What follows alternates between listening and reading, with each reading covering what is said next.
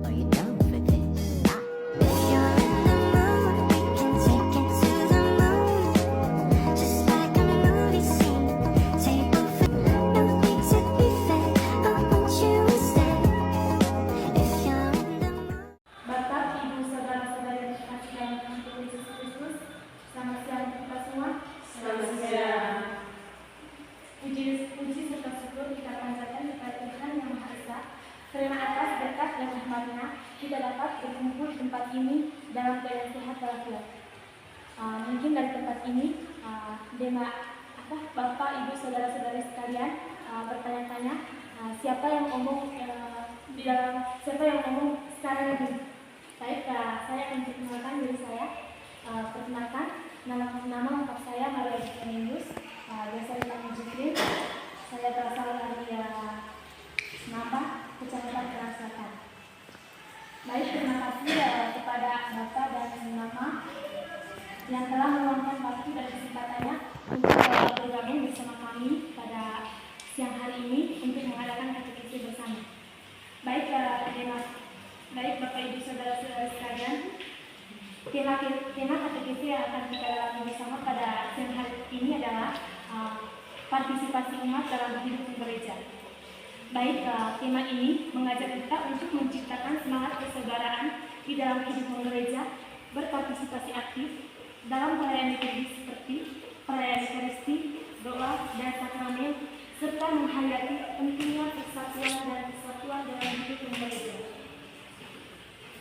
Bapak, Ibu, saudara-saudari sekalian, marilah kita sama-sama dengan penuh iman memohon bimbingan Roh Kudus agar hati dan pikiran kita dibuka untuk menerima ajaran Tuhan dan menerapkannya dalam kehidupan sehari-hari. Marilah kita awali kegiatan katekesi kita dengan menyanyi lagu ini. Dengan gembira bersama melangkah, kita semua menghadap Tuhan. Terbuka tangan nyanyi sukaria, sebab besar kasih setianya. Angkatlah hati jiwa, mohon rahmat berlimpah, agar kita pun pantas berkenan kepadanya. Satukan kami umat-Mu ya Tuhan, dalam Kristus jadi satu wadah, hingga kami sehati dan sejiwa memuliakan nama-Mu Tuhan. Dalam berdoa, semoga dengan Tuhan kita Yesus Kristus selalu tinggal bersama kita Sekarang selamanya. Marilah berdoa. Allah Bapa yang Maha Kasih, kami bersyukur atas kesempatan yang Engkau berikan untuk berkumpul dalam kasih-Mu. Penuhilah kami dengan Roh Kudus-Mu, agar kami dapat memahami firman-Mu dan menunjukkannya dalam kehidupan nyata. Ajarilah kami untuk menjadi umat yang aktif, berpartisipasi dalam kehidupan gereja, setia pada panggilan kami, dan berani menjadi saksi cerita-Mu di tengah dunia, menciptakan semangat persaudaraan dan kesatuan dalam hidup gereja. Demi Kristus Tuhan yang mengatakan kami. Amin. Baik, Bapak, Ibu, saudara-saudara yang kasih dalam Tuhan Yesus Kristus, setelah kita mendengarkan tema tadi tentang partisipasi umat dalam hidup gereja, marilah kita sama-sama menggali situasi kita. Saya akan membacakan cerita yang berjudul Ella dan keterlibatannya di komunitas gereja. Ella adalah seorang ibu rumah tangga yang tinggal di Sulawesi Kecil. Ia dikenal di komunitasnya sebagai sosok yang ramah dan penuh semangat dalam melayani. Sejak muda, Ella merasa bahwa hidupnya memiliki makna lebih ketika ia melibatkan diri dalam kegiatan gereja. Awalnya Ella hanya seorang teman biasa yang mengikuti misa mingguan. Namun, ia mulai bergerak untuk berbuat baik, untuk berbuat lebih, untuk mendekatkan diri dengan Tuhan dan gereja ketika melihat kebutuhan di komunitasnya, di komunitas gerejanya. Ia memutuskan untuk bergabung dengan tim sebagai pembaca sabda. Pengalaman ini membuatnya merasa lebih dekat dengan Tuhan dan teman lainnya. Seiring waktu, Ella juga aktif dalam kegiatan sosial gereja seperti kunjungan ke panti asuhan, membantu pengalaman dana untuk orang miskin, dan menjadi fasilitator kelompok doa lingkungan. Salah satu momen yang paling membekas bagi Ella adalah ketika ia membantu mempersiapkan sakramen pernikahan bagi pasangan muda yang kurang mampu. Melihat kebahagiaan pasangan tersebut, Ella merasa bahwa ia telah mencari saluran kasih Tuhan.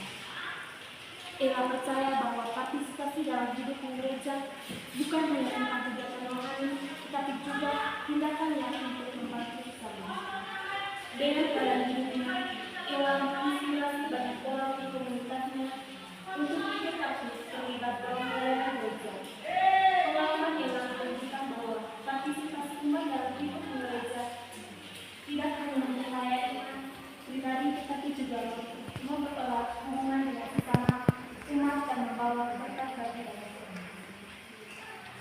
Baik Bapak Ibu saudara-saudara yang terkasih, ketika kita sudah mendengarkan cerita dari Ella tadi tentang partisipasinya dalam hidup gereja, kira-kira dari cerita tadi apa pesan pertama yang menarik yang telah disampaikan oleh cerita dari Ella tadi? Tadi yang saya sampaikan kepada Iwani. Baik, terima kasih. Hal yang menarik di sini yang dimana bahwa Ella percaya bahwa partisipasi dalam hidup gereja bukan hanya tentang kegiatan rohani, tetapi juga tindakan nyata untuk membantu sesama. Baik, terima kasih kepada Iwani. Mungkin ada lagi?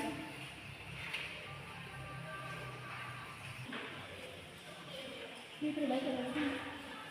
Baik, saya memberikan kesempatan kepada Ibu Ana dari cerita tadi yang pesan utama yang menarik dan setelah mendengar cerita tadi bahwa Ella merasa bahwa hidupnya memiliki makna lebih ketika ia melibatkan diri dalam kegiatan gereja. Baik, terima kasih kepada Ibu Dana dan Ibu Ana yang telah memberikan pesan yang menarik dari cerita Ella tadi. Selanjutnya adalah apakah Bapak Ibu dan saudara-saudari pernah mengalami situasi serupa seperti yang terjadi dalam cerita tadi?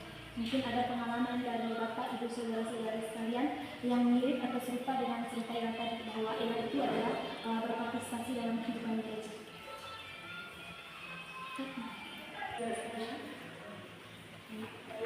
Dari pemasukan tadi bahwa partisipasi dalam hidup gereja.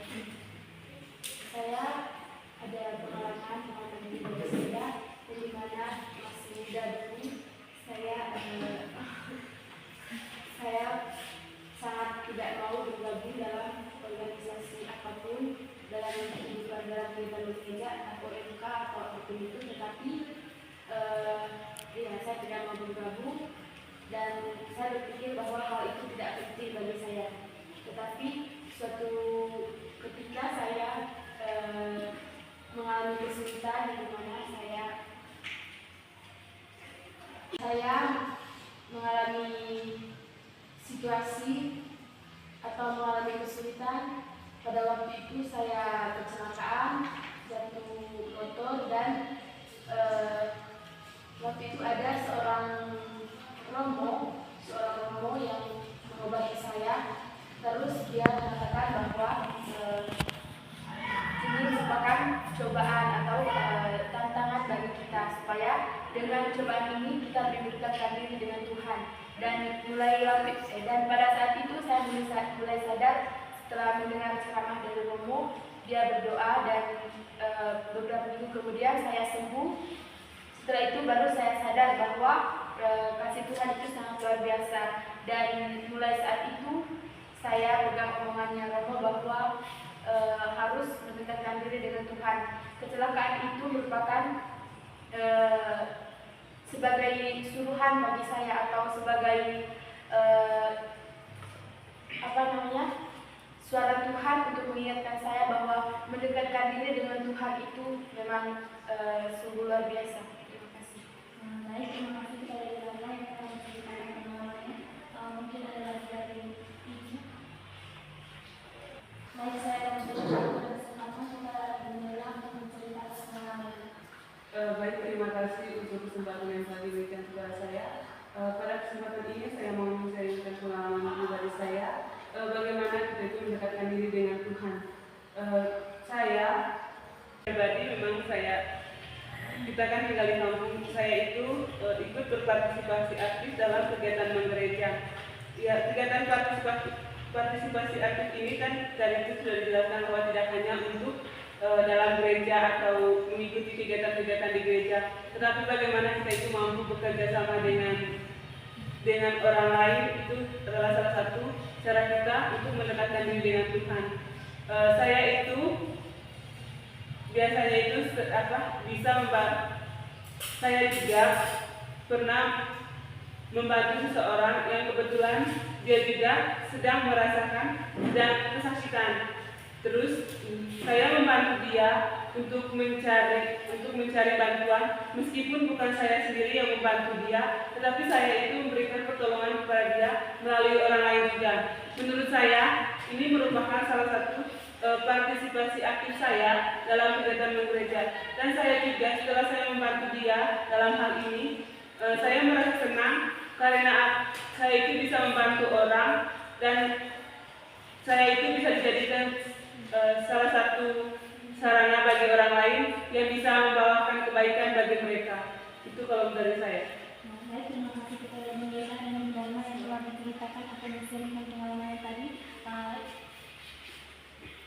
yang berkaitan dengan hidup dalam gereja. Baik Ibu saudara-saudari sekalian, setelah kita menceritakan pengalaman kita tadi yang berkaitan dengan cerita Ella tadi, kira-kira apa pesan cerita Ella bagi kita sebagai umat Allah? Baik, saya berikan waktu dan kesempatan kepada Ella. Baik, menurut saya pesan yang mau disampaikan dari cerita Ella tadi, yaitu bahwa kita sebagai manusia itu harus saling membantu, saling menolong, dan kita sebagai umat Allah itu harus berpartisipasi aktif dalam kegiatan menggereja. Kegiatan menggereja itu bukan hanya untuk aktivitas seperti bacaan atau tugas-tugas yang diberikan dari gereja, tetapi bagaimana kita itu menjadikan diri kita sebagai wadah untuk bisa membantu sesama kita. Itu kalau dari saya. Baik, terima kasih kepada Mila. Mungkin dari Ibu Ani. Dan dari Yesi. Baik, terima kasih. Bahwa di sini tadi dari kisah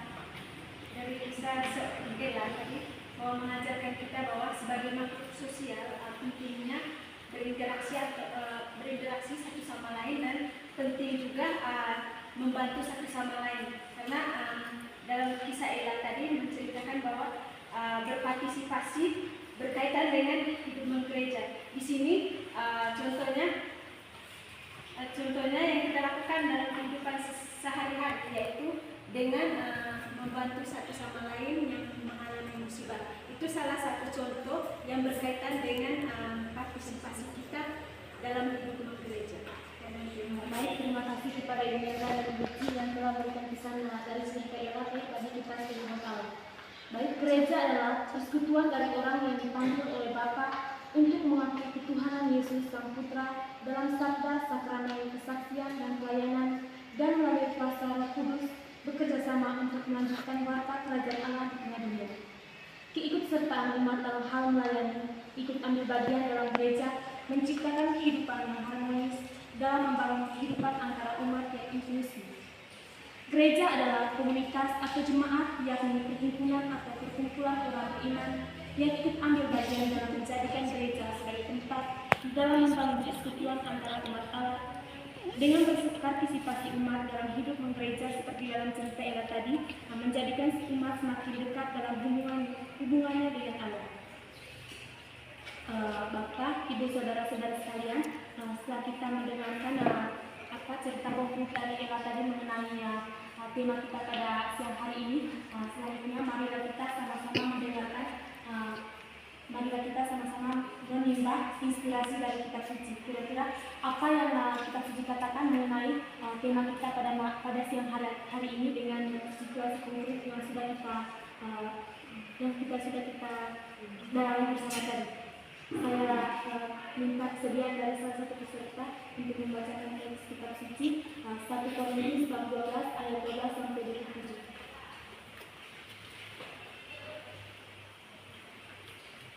Banyak anggota tapi satu tubuh.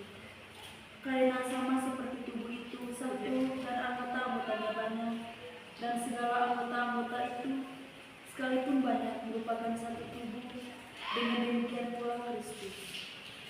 Sebab dalam satu roh kita semua, baik orang Yahudi maupun orang Yunani, baik budak maupun orang merdeka, telah dibaptis menjadi satu tubuh, dan kita semua diberi minum dari satu roh. Karena tubuh juga tidak berdiri dari satu anggota, tetapi atas banyak anggota. Andai kata kaki berkata, "Karena aku bukan tangan, aku tidak termasuk tubuh." Jadi, benarkah ia tidak termasuk tubuh? Dan andai kata telinga berkata, "Karena aku bukan mata, aku tidak termasuk tubuh." Jadi, benarkah ia tidak termasuk tubuh? Andai kata tubuh seluruhnya adalah mata, di manakah pendengarannya? Andai kata seluruhnya adalah telinga, di manakah penciumannya? Tetapi Allah telah memberikan kepada anggota masing-masing secara khusus suatu tempat pada tubuh seperti yang dikehendakinya. Andai kata semuanya adalah satu anggota, di manakah tubuh? Memang ada banyak anggota tetapi hanya satu tubuh. Jadi mata tidak dapat berkata kepada tangan, "Aku tidak membutuhkan engkau." Dan kepala tidak dapat berkata kepada kaki, "Aku tidak membutuhkan engkau." Malahan justru anggota-anggota tubuh yang nampaknya paling lemah, yang paling dibutuhkan. Dan kepada anggota-anggota tubuh yang menurut pandangan kita kurang terhormat, kita berikan penghormatan khusus. Dan terhadap anggota-anggota kita yang tidak elok, kita berikan perhatian khusus. Hal itu tidak dibutuhkan oleh anggota-anggota kita yang elok. Allah telah menyusun tubuh kita begitu rupa, sehingga kepada anggota-anggota yang tidak mulai diberikan penghormatan khusus, supaya jangan terjadi perpecahan dalam tubuh, tetapi supaya anggota-anggota yang berbeda itu saling memperhatikan. Karena itu, jika satu anggota menderita, semua anggota turut menderita. Jika satu anggota dihormati, semua anggota turut bersukacita. Demikianlah sabda Tuhan. Baik, terima kasih kepada Ibu Ulfa yang telah membacakan teks kitab suci 1 Korintus 14 ayat 12 sampai 27. Selanjutnya dari bacaan tadi, apakah sudah jelas atau perlu dibacakan ulang? Jelas. Baik, dari bacaan tadi 1 Korintus 14 ayat 12 sampai 27, kira-kira bagian mana atau ayat yang menarik dari teks kitab suci yang telah dibacakan tadi? Dan mengapa ayat itu menarik? Mungkin dari Bapak Ibu Saudara-saudari sekalian tadi yang telah mendengarkan bacaan tadi, kira-kira adakah ayat yang menarik dalam teks tersebut dan mengapa ayat itu menarik? Kepada Iwani. Baik, saya tertarik dengan ayat 12 yang dimana karena sama seperti tubuh itu satu dan anggota-anggotanya banyak, dan segala anggota itu sekalipun banyak merupakan satu tubuh, demikian pula Kristus. Baik, saya memilih ayat ini karena kita sebagai anggota gereja itu memiliki peran yang berbeda, tetapi kita tetap satu dalam Kristus. Baik, terima kasih ke Iwani bahwa dia memiliki ayat 12 tadi, kita ini berbeda-beda tetapi satu tubuh. Mungkin ada lagi? Kepada Daniela. Baik, dari saya hanya melanjutkan apa yang tadi disampaikan. Di sini saya masih tertarik dengan ayat 13, yaitu Sebab dalam satu roh kita semua, baik orang Yahudi maupun orang Yunani, baik budak maupun orang merdeka, telah dibaptis menjadi satu tubuh, dan kita semua diberi minum dari satu roh. Menurut saya, ini mau menegaskan kepada kita bahwa semua orang yang telah dibaptis menjadi umat Katolik, menjadi anggota gereja, itu dia memiliki memiliki derajat yang sama. Artinya kita itu memiliki tugas yang sama dalam gereja, yaitu bagaimana kita berusaha untuk mengembangkan gereja. Jadi menurut saya, baik itu orang merdeka atau baik itu orang kaya maupun orang miskin, baik itu budak maupun orang merdeka, itu memiliki tugas yang sama dalam gereja, karena kita itu adalah satu anggota gereja. Baik, terima kasih kepada Yunita bahwa gereja itu terbuka untuk semua orang. Waktu selanjutnya adalah kira-kira apa yang dimaksudkan dengan hidup Kristus dalam konteks hidup gereja. Mungkin tadi dibaca tadi, Bapak Ibu saudara-saudara sekalian mendengarkan apa yang dimaksudkan dengan hidup Kristus dalam konteks gereja. Baik dari saya bahwa dari kitab tersebut dalam baik dari saya bahwa Paulus menjelaskan bahwa tubuh Kristus adalah rumah gereja, di mana semua umat percaya adalah anggotanya, di mana hidup gereja ini berarti setiap orang memiliki tempat dan tanggung jawab untuk mendukung misi gereja, baik dalam percaya, baik dalam perayaan doa maupun tindakan kasih. Baik, terima kasih kepada Bapak. Selanjutnya adalah apa yang dikatakan oleh Paulus tentang hubungan antara anggota-anggota gereja. Mungkin ada dari Bapak Ibu saudara sekalian. Bagaimana? Di sini yang dikatakan oleh Paulus tadi yaitu tentang karena sama seperti tubuh itu satu dan anggota-anggotanya banyak, dan segala anggota-anggota itu banyak merupakan satu tubuh, demikian pula dengan Kristus. Di sini mau menegaskan bahwa di dalam gereja itu memiliki banyak anggota gereja, tetapi tetap satu tubuh yaitu Kristus. Baik, terima kasih kepada Ibu Nenda dan Ibu Bapak. Partisipasi aktif umat dalam kehidupan gereja bukan hanya untuk memperkaya iman ibadah, tetapi juga mempererat hubungan dengan sesama umat dalam membawa berkat bagi banyak orang. Mengambil bagian dalam pelayanan dan ikut serta dalam setiap kegiatan gereja adalah panggilan dan tanggung jawab umat yang berkaitan erat dengan misi gereja yang tidak hanya menjadi institusi, tetapi juga komunitas hidup yang dipanggil untuk melayani dan menjawab tantangan di masyarakat. Dengan partisipasi dan kerjasama antara umat, gereja dapat menjadi agen transformasi sosial. Bapak, Ibu, saudara-saudara yang dikasihi dalam Tuhan Yesus Kristus, setelah kita mendengarkan tema katekismus kita pada siang hari ini, baik Bapak, Ibu, saudara-saudara sekalian yang dikasihi dalam Tuhan Yesus Kristus, setelah kita mendalami isi pokok dari katekismus kita pada siang hari ini, maka saya minta kepada Bapak, Ibu, saudara-saudara sekalian untuk merencanakan aksi konkret atau tindak lanjutnya. Mungkin dari Ibu. Baik, dari saya aksi konkret yang keempat yaitu melakukan ikut terlibat aktif dalam kegiatan liturgi gereja. Contohnya itu ikut ambil bagian dalam reflektif, pemazmuran, itu biasanya. Terima kasih kepada Ibu Nanda. Mungkin dari dijawab oleh kita tadi. Selanjutnya, apa langkah konkret untuk meningkatkan kepedulian antara umat dalam gereja? Kira-kira apa langkah konkret untuk meningkatkan kepedulian antara umat dalam gereja? Kalau dari saya, langkah konkret yaitu misalnya dengan membangun komunikasi yang baik antara umat beragama, dan juga dengan mengunjungi umat yang beragama lain atau mengikuti. Baik, langkah konkretnya yaitu membangun komunikasi yang baik antara umat dan mengunjungi orang yang sakit atau yang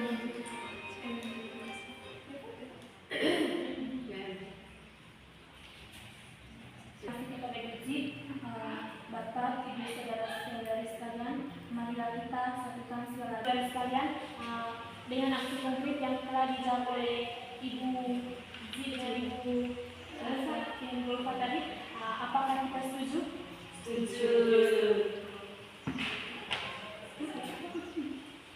Dengan demikian, kegiatan katekisme kita pada siang hari ini telah selesai. Marilah kita akhiri dengan doa.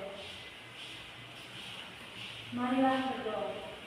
Allah Bapa yang Maha Kasih, kami bersyukur atas kasih-Mu yang selalu menyertai hidup kami.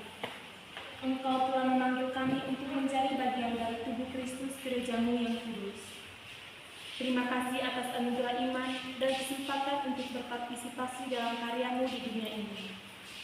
Bimbinglah kami, ya Tuhan, agar setiap langkah kami dalam hidup gereja menjadi wujud nyata cinta kasih dan bersama. Semoga segala yang kami dapatkan melalui katekese yang telah kami laksanakan tadi dapat kami aplikasikan dalam kehidupan kami. Demi Kristus Tuhan dan Penghormatan kami. Bapak Ibu Saudara-saudari sekalian, mari kita satukan doa kita dalam doa yang diajarkan oleh Kristus sendiri.